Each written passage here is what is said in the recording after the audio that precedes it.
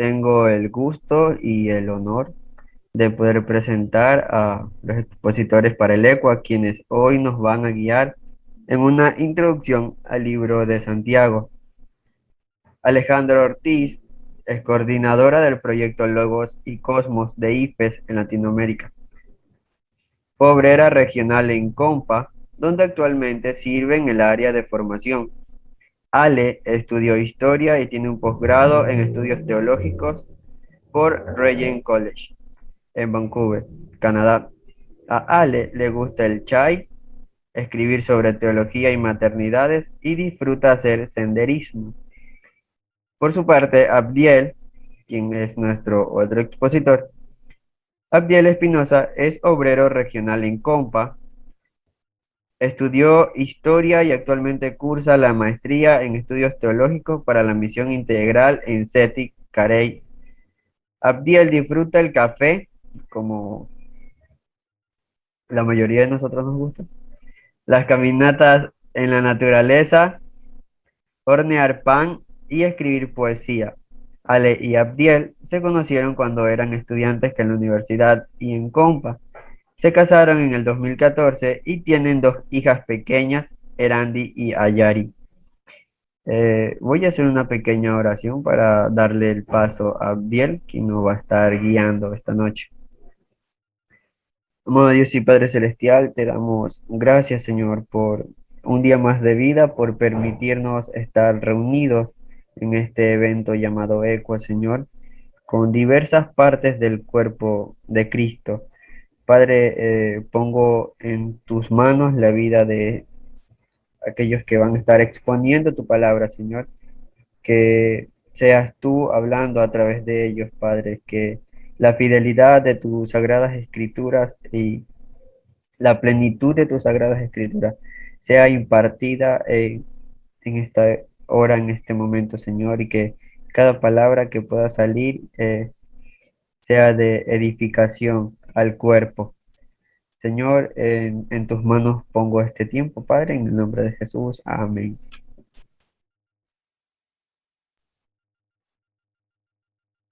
Amén. Muchas gracias por la presentación. ¿Me escuchan? Solo comprobar. Ahí pongan su reacción de que estamos escuchándonos. Perfecto. Por ahí ya estoy viendo algunas. Muchas gracias. Hola, para Ale y para mí es un gusto poder encontrarnos en este ECUA. En Zoom nos hubiera encantado poder visitarles y estar con ustedes, abrazarles y ser abrazados. Pero lo hacemos también por Zoom. Entonces, pues muchas gracias. Oremos de nuevo para ponernos en las manos del Señor. Y te pedimos, Señor, por la vida de los estudiantes, pedimos por la guía de tu Espíritu. Eh, Queremos escucharte, queremos responder también obedientemente tu palabra. Pedimos, Señor, por buenas conexiones de Internet en la región. Pedimos todo en nombre de Jesús. Amén. Qué gusto poder estar acá. Como bien saben, este ECUA estaremos en la epístola de Santiago. Y quiero leer para ustedes el versículo número 1 de la carta, que dice: Santiago, siervo de Dios y del Señor Jesucristo, a las 12 tribus que se hayan dispersas por el mundo. Saludos. Y entonces inicia la carta. Eh, con esto vamos a estar en la introducción. Ustedes tienen un bosquejo, como les ayudaron, pues te pueden ir tomando nota y pueden ir siguiéndolo. Yo profundizaré en algunos puntos. Y por favor, tengan ahí sus reacciones con los likes conforme vamos. Me ayudará muchísimo para saber que seguimos conectados. Gracias, porque ya veo que las personas, la mayoría está con sus cámaras encendidas. Bien, pues con este versículo inicia la carta. Y este versículo y toda la carta ha sido una causa de gran controversia a lo largo de la historia de la iglesia desde el siglo segundo hasta nuestros tiempos. Por esta carta se han perdido amistades. Teólogos, investigadores se han peleado, no se han puesto de acuerdo en temas tan básicos, tan sencillos, Lutero le entró a esta discusión. Lutero dijo que esta epístola era una epístola de paja. Tampoco le estimó que la dejó al final de la traducción del Nuevo Testamento y ni siquiera la incluyó en el índice.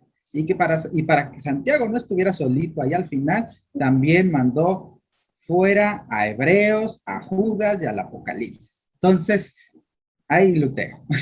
Gracias a Dios las cosas y los grandes investigadores, teólogos, la han tenido en mejor estima. Y es que esta epístola es una bomba imposible de esquivar. Santiago, con mucho amor, nos va a llamar la atención sobre la imposibilidad de separar fe y conducta. Une lo que con mucha facilidad y conveniencia hemos separado: la fe, es decir, la fe en lo que creemos, de lo que decimos y hacemos. La epístola, entonces, es un llamado a rechazar el camino del mundo y retomar la radicalidad del Evangelio de Jesucristo en tiempos difíciles. Pues vamos a entrar en aspectos básicos, en las controversias de la carta. Entonces ahí vamos a ver cuáles son las controversias. Primero, ¿quién escribió la carta? Y de los 4 Santiagos que aparecen en el Nuevo Testamento, los estudiosos se han puesto a pensar, ¿quién es? Porque la carta solamente dice Santiago, siervo de Dios y del Señor Jesucristo. La mayoría de investigadores se inclinan porque el autor es Santiago, el hermano del Señor. Y cuando hablamos del hermano, es decir, es hijo de José y María, de los otros hijos que tuvieron, y posiblemente es este Santiago el que le escribe. Hay evidencia en las escrituras y en los otros textos que tenemos de que este es el Santiago que él escribió. Y Santiago, si uno lee los evangelios y las cartas, vamos a notar que pasa de no creer en Jesús a convertirse en un líder de la iglesia en Jerusalén. Santiago murió en el año 62 por martirio, y eso nos deja la pregunta: ¿cuándo se escribe la carta? La carta se escribe estimado entre el 35 y el 50 después de Cristo, es decir, algunos investigadores dicen que Santiago compite con la carta de Primera de Tesalonicenses y Gálatas por ser uno de los documentos más antiguos del Nuevo Testamento. Y para algunos investigadores, ellos comentan que Santiago es la carta o el documento más antiguo de nuestro Nuevo Testamento y curiosamente es el más discutido. Entonces, ¿a quién la escribió? Bueno, ya tenemos el autor, unas fechas estimadas. Santiago solamente dice a las 12 tribus que se hallan dispersas por el mundo. Esta es una carta llamada católica o universal para todos, porque no es una carta dirigida a una iglesia en particular. Y esta forma de referirse, las 12 tribus dispersas, también nos mete en un embrollo. ¿A quiénes se refiere? ¿Quiénes son? Hay 2 opciones. Para algunos expertos, las 12 tribus es una metáfora aplicada a toda la iglesia como el nuevo y el verdadero Israel. Por lo tanto, es una carta a todos los creyentes. Para otros, las 12 tribus dispersas son los cristianos de origen judío, conocidos como judío-cristianos, que vivían fuera de Palestina y salieron de ahí a causa de la persecución que inició después de la muerte de Esteban. Ustedes van a acordarse ahí en Hechos 8. Nosotros seguiremos esos autores, donde reconocemos que los destinatarios son las comunidades judío-cristianas de la diáspora. Ahora, tenemos 2 conceptos: diáspora, judío-cristiana. Vamos a empezar uno por uno. Entonces ahí sigamos en las reacciones. El concepto de diáspora se refiere a la condición de disperso, una forma de decir disperso. Y es que en el siglo I había mucha población judía que vivía en todo el Imperio Romano, no solo en la región de Palestina. Esas personas eran étnicamente judíos, pero hablaban griego como lengua común y vivían en territorios alejados. Eran segundas, terceras o cuartas generaciones de migrantes. Y ellos acudían a Jerusalén a las fiestas. Recuerden, un ejemplo de estas personas era Saulo, Saulo de Tarso. Tarso no está en la región de Palestina, está en Asia. Entonces, estos grupos son los que iban a Jerusalén a adorar, a aprender, y ahí se convirtieron en el Pentecostés, algunos de ellos. Siguiente concepto, judío-cristiano. ¿De qué se trata? En el contexto de los primeros años de la iglesia, son los primeros cristianos, son los primeros seguidores de Jesús. Eran personas étnicamente judíos, hablaban arameo como lengua materna y practicaban pues la ley. A diferencia de los gentiles, pues, que no eran pues, ni étnicamente judíos y no eran y no seguían al Dios de Israel. En Hechos, la primera comunidad de creyentes está formada por judíos, y estos judíos son nativos de Palestina, o sea, hablan arameo, y otros de habla griega o de la diáspora. Y en Hechos ustedes van a ver los judíos, los de habla griega. Son dos comunidades distintas. Y en Hechos 6 hay un problema. Las viudas de la diáspora, o los que hablan griego, no eran atendidas iguales, y entonces los apóstoles eligen a personas para que las atiendan. Uno de ellos es Esteban, que es un judío de la diáspora, hasta el nombre es un nombre griego, y Esteban sufre el martirio, lo matan, y después se desata una persecución contra la iglesia. Pero esta persecución no se da a toda la iglesia, dice, los apóstoles se quedaron y algunos se fueron. Es decir, es una persecución que se da a los judíos de la diáspora, a los creyentes de la diáspora. ¿Por qué esto es importante, Abdiel? O sea, estamos en Santiago, ¿por qué nos metes acá por qué nos avientas un viaje al primer siglo, no? Es importante porque necesitamos conocer las condiciones socioeconómicas de los creyentes de la diáspora. Ellos eran personas vulnerables. Santiago no escribió su carta a quienes ostentaron el poder. No escribió a cristianos que gozaron de los privilegios económicos o disfrutaron la bonanza del éxito económico del Imperio Romano. No.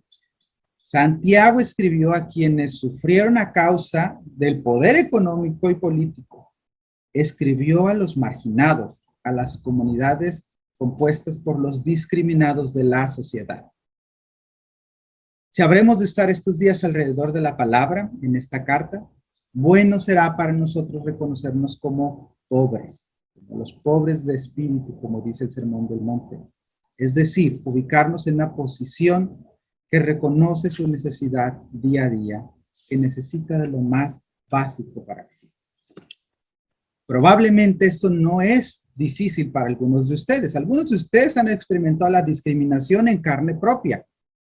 Y esa discriminación puede ser a causa de nuestro color de piel, morena, de todos los hermosos tonos de la creación, los rasgos indígenas de nuestro continente, o los rasgos afro-latinoamericanos, o por el hecho de ser mujer, o muchas otras discriminaciones de nuestra sociedad. Yo recuerdo en la secundaria, como a los 14, 15 años, de repente mis compañeros comenzaron a burlarse de mí porque parecía indio. Y claro, pues en la adolescencia uno es feo, naturalmente, por el proceso de crecimiento, y confía en el Señor de que esas cosas pues se superen, ¿no? Y que el Señor tenga gracia y las cosas cambien cuando uno madure. Pues con mucha fe uno ve. Es decir, usamos el lenguaje para destruir a otro, para discriminar a otro por los rasgos que les dan identidad. Usamos palabras que destruyen: indio, pobre, negro, asalariado. Son insultos que se usan por aquellos que se creen ricos o superiores. Y aquí vamos, ¿ok? Reconocerse como pobres tal vez sí es difícil para otras personas, o tal vez para algunos de nosotros también. ¿Para quiénes es difícil reconocerse como pobre? Para los ricos. Tal vez algunos de ustedes viendo familias, por gracia del Señor, muy acomodadas, decimos en México. Algunos de ustedes son hombres, que eso ya es un privilegio en esta sociedad. O el color de su piel es más blanca. En México es una causa de racismo. Algunos de ustedes son ricos según los parámetros del mundo.